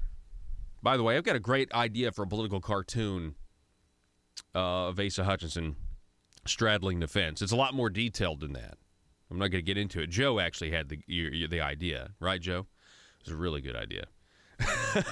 So maybe we'll see that. Who knows? Maybe we'll see a nice political cartoon of Asa straddling the fence, because that really sums it up. It really does. Oh, by the way, look at Donald Trump's speech last night and how he's going to get criticized for it on the left and the leftist media, the mainstream media. They're going to criticize it, even though the American people loved it. And I want you to contrast once again the fact that the mainstream media cannot ever say a positive word about President Donald Trump, but they can hardly ever say a negative word about Asa Hutchinson. Something doesn't make sense in that equation. Something is weird there. Doesn't quite make much sense. And let's see, then, I know we got to go to break here in a minute, but we had this Facebook post real quick. Let's take a look at it, because this really explains the whole thing. We got some comments here. Shane Stacks, who was very interested in figuring out, getting to the bottom of the truth. Of course, we got to the bottom of the truth. We got to the bottom of this story on Monday. If you listened to our segment on Monday, our whole hour on this whole controversy about what Doyle Webb said and what he didn't say, we gave you the truth on Monday at 6 a.m. You knew what the truth was, okay? But if you scroll down here, we have some comments from Doyle Webb, as well as Roby Brock. Roby Brock is the head of Talk Business and Politics. But this is what Doyle Webb said. Look at this. He says, Shane, thank you. The video and my record of impartial and unbiased service through many primaries speak for themselves. I believe the correction and apology by Talk Business do as well. The problem occurred when Talk Business reporters lead into it. The story was tweeted as a quote by KATV social media. Should always be checked before acted upon. Thank you again. So that's Doyle Webb's take on this, even though he gave, at this same meeting, he still gave an Asa Hutchinson campaign speech. That's what he did. He gave an Asa Hutchinson for governor for re-election campaign speech. This is what Roby Brock says. Roby Brock explains the what happened as this. Scroll down, Joe. He says, Shane, our reporter wrote a lead that matter-of-factly stated that Doyle Webb said Governor Asa Hutchinson would handily defeat Jan Morgan. I wasn't there, and I trust and rely on our reporter's judgments. This was a conclusion our reporter drew from Webb's answer to a question specifically about the primary matchup. After witnessing the uproar and viewing the video remarks myself, I did not draw that same conclusion and felt it was important to correct the record without inference. But just from what the statement was. Okay, so not from inference, but from just what the actual statement was. I regret the error, and we took full responsibility for the report. I can count on less than one hand the number of corrections we've had to make in 19 years of reporting, Roby Brock says. Some media outlets make corrections daily. They're going to happen sometimes, but I hope we've earned the trust of our readers to be forgiven on this occasion. I don't have a dog in this fight of who wins any elections this cycle, but I do want us to be a trustworthy source of news. I'm using this as a teaching moment for our staff to emphasize the importance of accuracy. I hope that we can also serve as an example to other media and public that if you make a mistake, own up to it, correct the situation. My apologies for the error, and I appreciate your focus on the matter. What's interesting, though, is there actually was another revision to the article that said, quote, when the dust settles, Asa Hutchinson will be the nominee, that also kind of was attributed to Doyle Webb there, if you read it the way I think most people read it. That was then just removed altogether from the article without an editor's note. And I mean, I'm not going to get into the screenshot, but I have the screenshot. We've got to take a break. Joe, real quick, what were you going to say? Okay, I have a soapbox real quick. It won't take long. Yeah. Doyle Webb keeps saying that it says the problem occurred when Talk Business's reporters lead into the story was tweeted as a quote by KATV. Social media should always be checked before acted upon. KATV and Talk Business are not social media. Yes, they were shared on social media platforms, but they are not social media. These are actual news sources, so please stop calling them social media. Yeah, and matter of fact, because it wasn't just KATV had an actual story on the, and maybe he thinks all internet is social media. If it's on the internet, it's social media. Yeah, that's a good point, Joe. We got to take a break. Don't go anywhere, folks. Back in just a moment. If you're like me, you believe that small business is the heart of Arkansas's economic engine, and it should be viewed that way by the politicians in Little Rock. Conduit for Commerce also believes, like you and I believe, policies that achieve less regulation and lower taxation help small business in Arkansas thrive. Other policies like small, constitutionally consistent government and reducing citizen dependency on government keeps it from growing and expanding its influence on our daily lives. Conduit for Commerce works every day to educate the general public and legislators on these important priorities in the name of Arkansas small business. By the way, contributions to Conduit for Commerce are tax deductible. Log on now to conduitforcommerce.org and click on Contact Us on the right side of the page. That's conduitforcommerce.org. Go there now and learn the facts on protecting small business in Arkansas.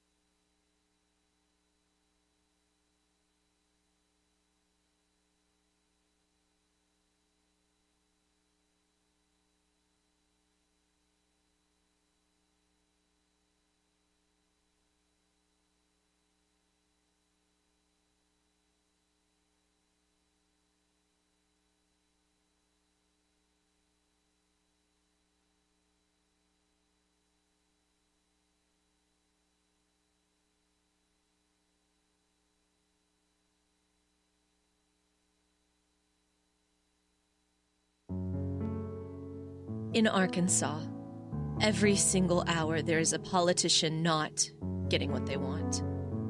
For some, it's an absolute nightmare. The sleepless nights wondering if progress will ever come. Lying awake pondering how to grow government in this political climate. Asking questions like, why don't my constituents want to pay a few cents more in taxes? Everyday politicians feel abused and neglected. These politicians are starving for power. They're hungry, confused, and they don't understand why no one seems to care. Will you be a patriot and commit today to help these poor, starved for power public officials? It's simple. All you have to do is commit to stay silent and never dissent or stand in the way of your politicians' rise to power. Never speak up or get engaged to stop the growth of government. By committing to these simple steps, you will ensure the life of your politician will be filled with contentment and the respect they are desperately seeking, as well as campaign contributions from lobbyists. This message brought to you by Aristocrats Serving Arkansas. PHP Parody.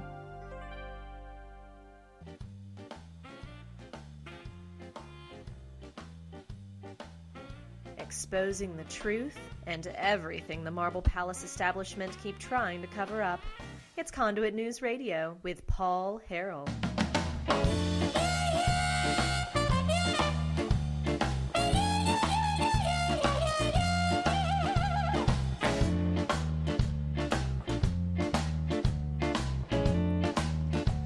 All right, hey, Congressman Rick Crawford posted this on Facebook on January 29th. This was a much debate yesterday as to whether or not Donald Trump was going to release or maybe even read this FISA memo from the House Intelligence Committee. Congressman Rick Crawford writing, "Today I voted to release the FISA memo publicly. The President of the United States now has 5 days to review the memo, and if he does not object, the House Intelligence Committee will make the memo public. The committee has also voted to allow the Democrats to make their own memo available to all House members, which would follow the same procedure used for the Republican memo." So it's not going to, it's going to take a little bit longer. I took this vote due to the extraordinary information we have collected about FISA abuses and the public's extraordinary right to know this information. So this is Rick Crawford essentially saying, look, there's some stuff in this memo that you need to see. He goes on, "There is no information in this memo which, if published, would jeopardize our national security, despite arguments to the contrary from the Department of Justice leaders and others with a vested interest in keeping this information secret. In fact, the FBI director himself read the memo on Sunday night, and SCI staffers met with FBI agents today to further discuss its content. You know what's crazy is the FBI, they read it, and then Andrew McCabe immediately has to go. Anyway, great job, Congressman Rick Crawford, voting to release this memo, this FISA memo. I want to see it, and I know many of you do as well. Back in a minute. You weight passes 26,000 pounds, he'd have to have a CDL to drive that rig. But he can't get that license until he's 21 years old. So for my trucking industry, I can't even insure a trucker until he's 25 years old, which is one of the reasons the trucking industry is having a very difficult time. Yeah. Because we have, by the time a guy's 25, has he done anything to get himself in trouble where I can't hire him now? Right. Yeah. It's a lot of overbearing, overreaching law that is going to really hurt so many industries. So, obviously this is federal law, federal overreach. Somebody, actually Bob Bailey, writing on our Facebook page that Obama strikes again. This needs to be repealed. I guess the question is: did anybody at the meeting ask the state police why they're all of a sudden enforcing this when they weren't before? I mean, this is, like you said, it was back in 2012. Why all of a sudden? I mean, is this a directive from the governor saying we're going to enforce this now? No, it's not. So the bill was introduced in 2012, and the mandate went into effect for the trucking industry on December 18th of 2017. Okay. Just last to month. Clear this up. And then we had several in the livestock industry, including the Arkansas or the American Horse Council, the American Cattlemen's Association. They all have been lobbying to get this to go away, and they were granted a 90-day exemption, which is why the story you described where they were arriving at a livestock event and told them that this is going to start being enforced. Well, that's why they're saying it's going to start being. For me, for those in trucking, in any type of trucking, this rule came into effect for us December 18th. We've been preparing for this for a while. For the livestock industry, they had 90 days from December 18th to get prepared for this. To find out how much does their rig weigh when it's loaded. You need to know how much your rig weighs when you have one animal on, no animals on, and a full load on. When are you going to have where are you going to weigh? Because you have to understand, they can weigh your vehicle right where they're at. They have a device where they can do that. If you're over in Crawford County and you're traveling Highway 64, well, there is a scale actually built into the road on Highway 64 in Crawford County that every single person goes over that utilizes 64 when you're coming from Van Buren into Alma. Okay, so on the eastbound side, and it actually, if you're overweight, it's going to take a picture of your license and your vehicle so that they can. Are you serious? I had no idea about that. Oh yeah, because see, they were saying they were losing,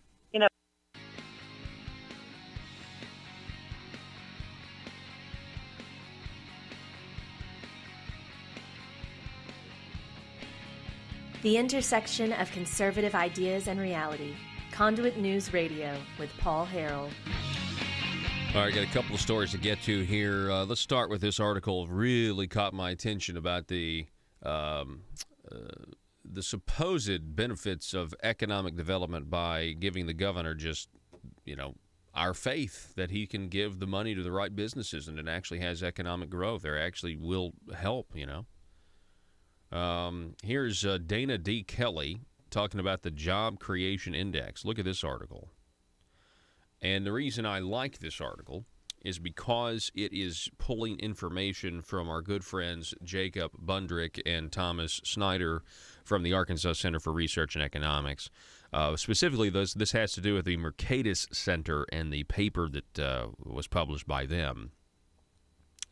But anyway, Dana D. Kelly writes that feelings and facts may start with the same letter, but they are often as far apart as alpha and omega. A case in point is the rather sobering findings from a recent statistical study of Arkansas's Quick Action Closing Fund. Now, this is a fund, ladies and gentlemen, that is a slush fund, in my opinion. And the governor gets to use it. And he gets to use this as a way to sweeten the deals that he's already making with our money, picking winners and losers. Come to Arkansas and I'll give you some of my Quick Action Closing Fund. So, you know, this article goes on, talks about economic development. That's what they claim. This is a tool for economic development. But then the question is asked, but has it done so? Has it actually worked? Does the Quick Action Closing Fund, picking winners and losers, does it actually help the economy grow? Does it actually give what the most people in the media report the day you get to announce the deal?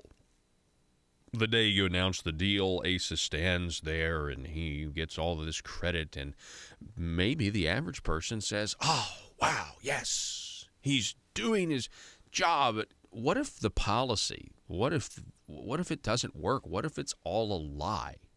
Let me say it again. What if it's all one big lie? And that lie is being used to promote the political career of the person in office. And what if they're using taxpayer money to do it? Essentially to prop their political career up, to make people think that they're growing the economy when in reality, they're just burning through your cash. What if that's the reality? What if the reality is it's all a big lie? It's all a big scam? That's the question I want to ask you guys right now. Is it? Well, listen to this piece. Listen to this. The story goes on. The justifying question was the very subject of the Mercatus Center project paper published by Jacob Bundrick and Thomas Snyder. Do business subsidies lead to increased economic activity? The first order of analysis of the study was where Quick Action Closing Fund money went.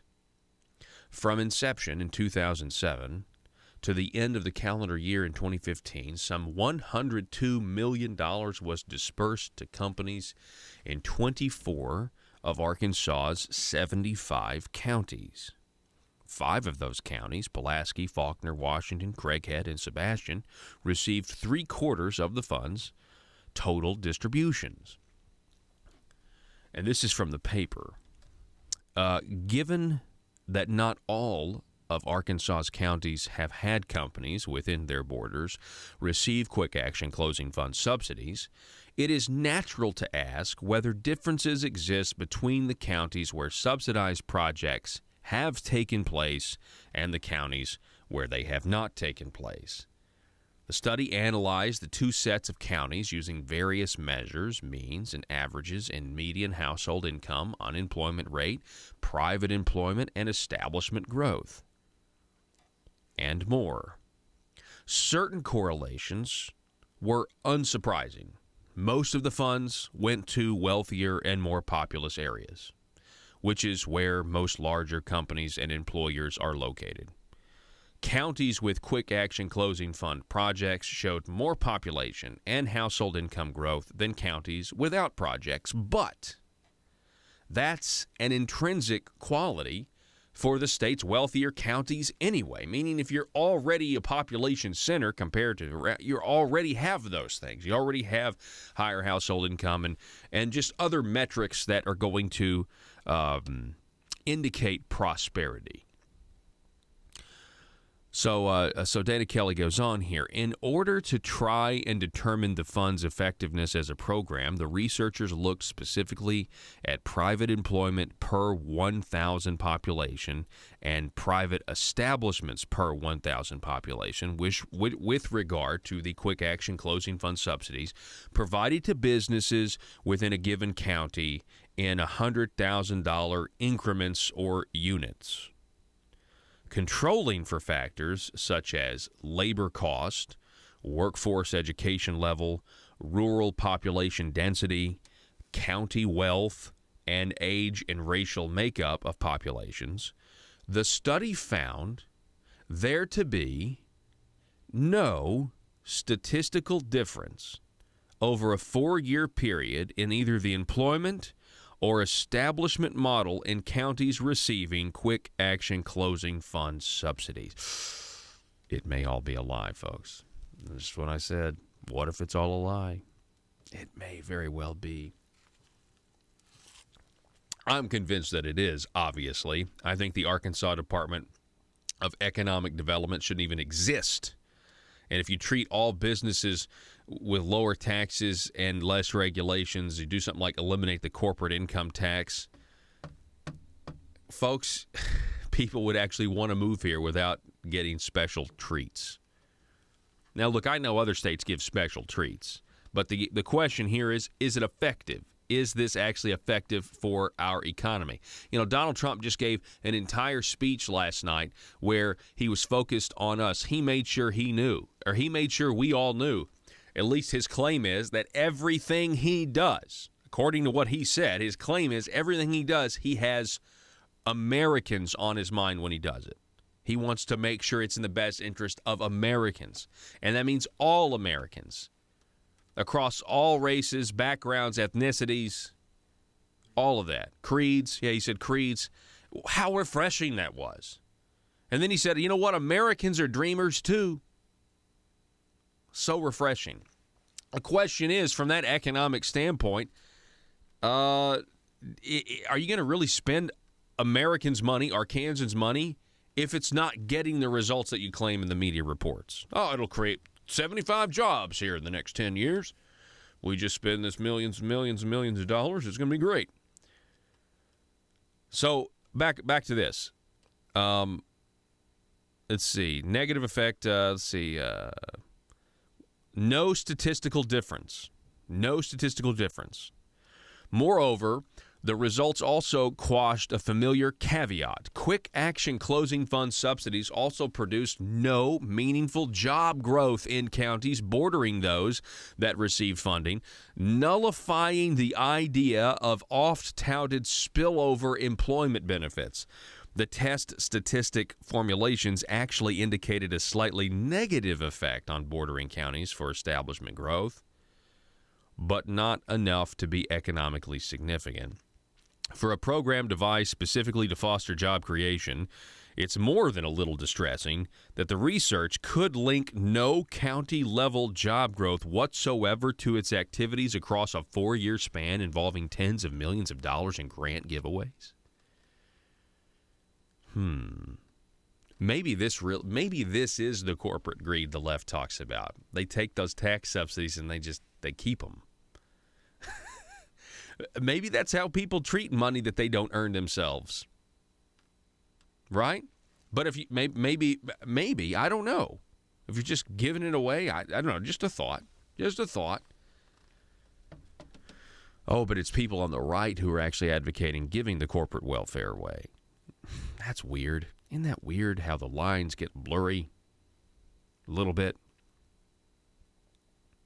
Like many other states, Arkansas has legislated incentive programs at a faster rate than it has created empirical analysis and accountability, meaning we've pursued these economic development ideas, and the state themselves, they never analyze whether or not what they're doing is working. You have to have an outside group like the center, like the Mercatus Center or the Center for Research and Economics, like that. But the government's not going to. You really think?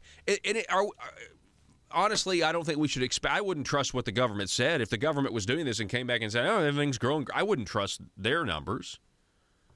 Do you expect the government to spend tens of millions of dollars giving away to private companies, taking all the credit for press conferences and stuff like that, and do you ever expect them to come back and say, "You know what? This is not working. We failed.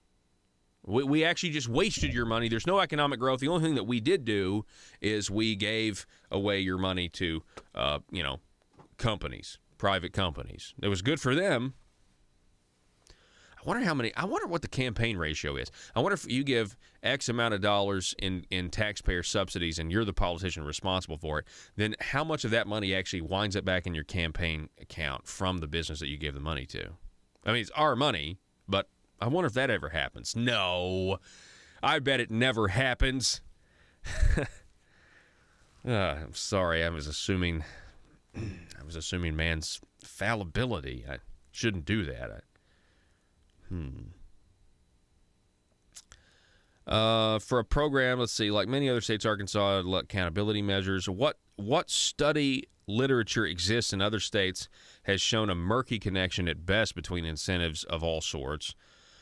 The studied conclusions on enterprise zones, tax increment financing, property tax incentives, and other forms have consistently included phrases such as no noticeable impact, no evidence of positive effects, negative relationships with employment, and not effective at stimulating improvements. I thought that's what this money was supposed to do. Folks, maybe it's all one giant lie. And the next time you're at one of those press conferences, or the next time you read in the paper that ASA has announced that another Chinese company is coming here and it's going to do all these amazing things, consider for a moment that it's all one giant lie and a scam. Not to mention, if they're Chinese companies, that's also the same country that's destroying churches as fast as they can. Matter of fact, you can go to Conduit for Action. We covered that story. There's also a YouTube video floating around this week about it. It really is something we need to talk about, whether or not we want to do business with people who believe that the state, essentially believe there is no God, and that the state itself is the highest level of authority, versus America, which was founded saying, no, we're not the highest authority, that our rights come from God, a creator who is sovereign over this world. Totally different things. Let's see here. Oh, but Dana Kelly does say this. It does not disparage the original good intentions of incentive programs like Quick Action Closing Fund to wonder aloud after a decade's time if there's not a better way to incite job creation in Arkansas.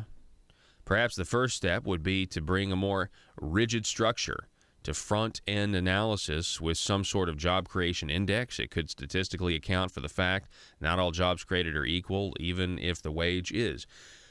Yeah, I mean, I'm sure there are different ideas about this, but the only thing this ignores is what I'm bringing up. What I'm bringing up is they're taking your taxpayer money and getting political capital from it.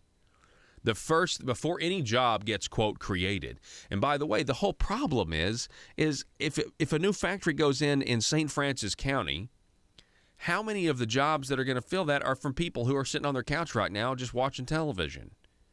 And the answer is very little. Very few people are actually, so there's actually no jobs created. Those jobs are going to come from people who are already working.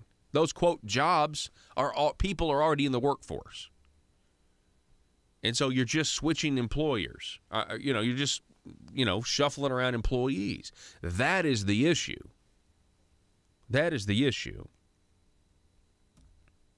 So, anyway, it is good that Dana D. Kelly wrote this piece, though, on this information by Jacob Bundrick and Dr. Snyder, because it does just bring more attention to the fact that this whole thing is just, not working. And government doesn't create jobs. I know they want to. I know the Chamber of Commerce, you guys really want the government to be able to create jobs. This whole system is only good for politicians that want to use your money to get positive press out of it, and the Chamber of Commerce that no longer stands up for small business and instead is just, basically just nursing on the government as long as they possibly can. Chamber of Commerce, folks, is a joke. They're an absolute joke now. They don't care about you, small business owner, right? What do? They put on, a job fair or something, or they put on like a business expo a couple times a year. That's all they do. And that's just peanuts. They don't care.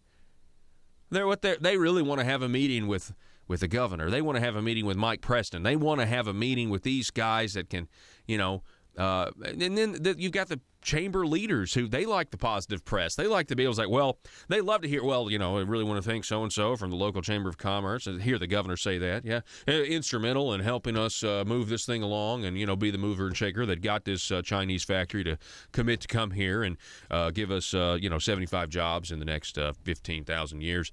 We're really excited. People, this is all just, man, so much of this is done by people who can't create things for themselves. I really think that's what this is. So many people on the left who are leftist bent, even if they disguise themselves as a conservative. So many people are drawn to government because they can't actually create themselves, and so but they want to be somebody. So why not control? Why not control how much the creators have to give to government? And that's a lot. That's a lot of what government tends to be. It is a necessary evil. We do need it. We need good people down there, though. And I'll tell you this right now. You know, some of the best legislators at the Marble Palace are the ones that have jobs back home to come back to. Because when they get tempted, they can look the governor in the face. They can say, Governor, I don't need this job. I don't need whatever you're selling, whatever scheme this is. I don't need it because I got chickens back home I got to go take care of. Right? I got a business back home I got to go take care of. And you know, the legislators that have jobs, now there are other legislators that maybe don't own their own business, but I'm saying the legislators that are creators, that know what it's like in the real world for you know, the average Arkansan. Those are some of the best ones because they're not dependent on the Marble Palace system. They also make the Marble Palace system very nervous. You know that scene in Batman Begins where Commissioner Gordon, he's not a commissioner yet, he's you know, just a cop, yeah, or whatever, and he's with the fat guy, the other cop who's like Lieutenant Eckhart, or he's not actually, I don't call him Eckhart, but that's kind of the character he's based off of in the comics. And he looks at Gordon and he says, you know, the rest of us get nervous that you don't take a cut, you know, or whatever, because he's getting money under the table. And Gordon's like, well, I'm not a rat, but he's not going to do something dishonest. And, of course, maybe Gordon should have been a rat, but then it's Gotham and you get murdered for it. But anyway, I don't know how to play that analogy out. Are we waiting on a Batman? Is that how bad it is? We're just waiting on a Batman to come and just, you know, just do what needs to be done. All right. When we come back, I'm going to let you listen to one more clip of Donald Trump from the State of the Union and how it applies to a story here in Arkansas. Back in just a moment.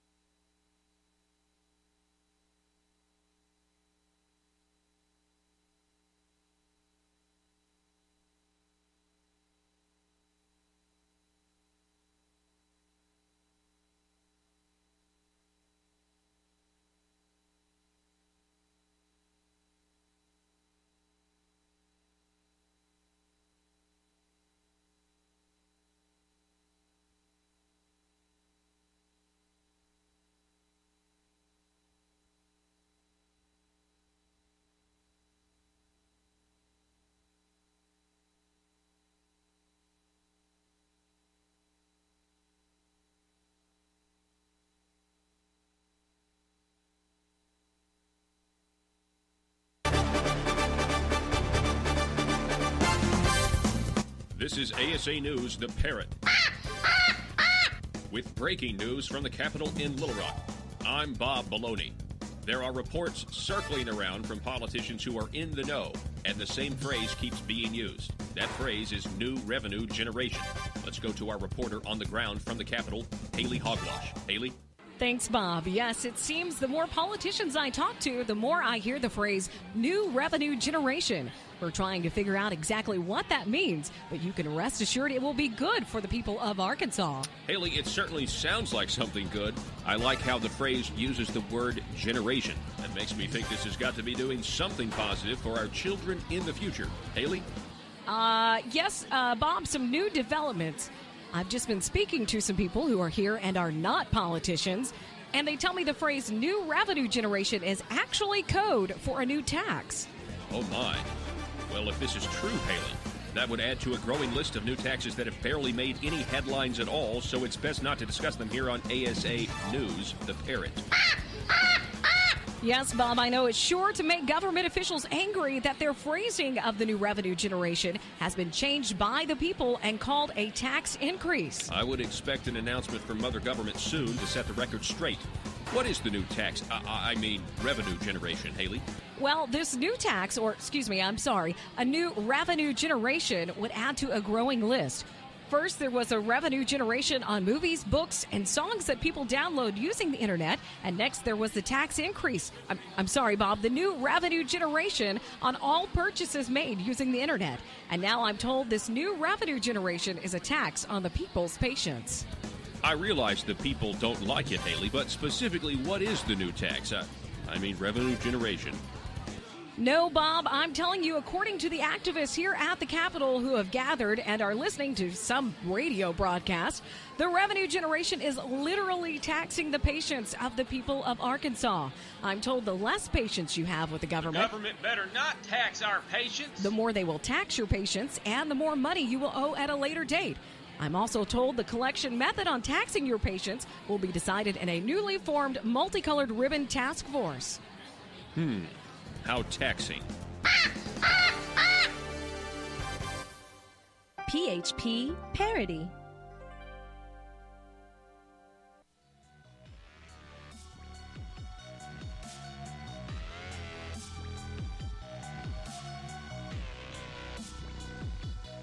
Need your daily news fix?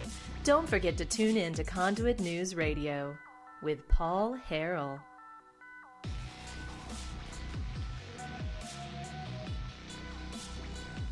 All right, ladies and gentlemen, thank you so much for being with us. And thanks all for the participation on Facebook Live. We appreciate it. You can always check us out, folks. It's facebook.com/Conduit News. All right, check this out. Here's President Donald Trump. We played a lot of clips. One of the best State of the Union speeches, I think the best. I'm calling it the best State of the Union speech I've ever heard. Amazing, uplifting, so great, so pro-American, so pro just Americans. Just the countrymen, right? Yeah, just American, but it's pro the people, you know. Here he is, though. Listen to what he said about the economic surrender. The time of economic surrender is over. Listen. As we rebuild our industries, it is also time to rebuild our crumbling infrastructure.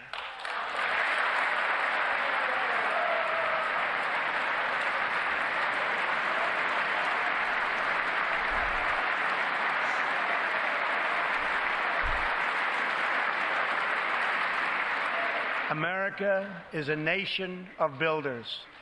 We built the Empire State Building in just 1 year.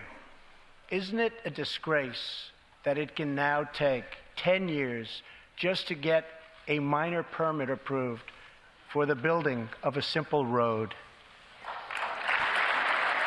Of a simple road. Stop. Noel Oman, headline, I-30 project slowed by potential impact on oldest neighborhood in Arkansas's capital city. Effects on historic district remain a concern. I tell you, when he said that, we built the Empire State Building in a year. Now I can take up to 10 years to get a permit just to build a road. And I thought of the whole I-30, that I-30 going through Little Rock. And many of you may be driving on it now. I'm telling you what, isn't that hilarious? Progress to build Arkansas's biggest civil engineering project is being slowed by its potential impact on the capital city's oldest neighborhood. Taking into account the possible repercussions, the $631.7 million project to overhaul the Interstate 30 corridor through downtown Little Rock and North Little Rock might have on MacArthur Park Historic District has significantly delayed the release of an environmental review of the project. I mean, good grief, folks. I mean, it's like Donald Trump, he was speaking right to us here in Arkansas. Isn't that crazy? Of course, he's speaking across the country because it's happening everywhere. And it really does say something about how we can't, we're in many cases, we have these regulations and things like that. We're not able to build. We're not able to actually work and be productive, prosperity doesn't come when you raise the minimum wage, when you say, hey, you're now worth more. But there are no more cars that are built. There are no more roads, no more homes bought. There's no more commerce that's done, right? Prosperity actually comes from work ethic and access to resources. That's where prosperity comes from. So we need to get to work. We need to get to work. All right, folks, that's all the time I have for today. You can go to conduitnews.com, get this episode, podcasts, and more. Conduitnews.com. I'm Paul Harrell, Arkansas. Be safe.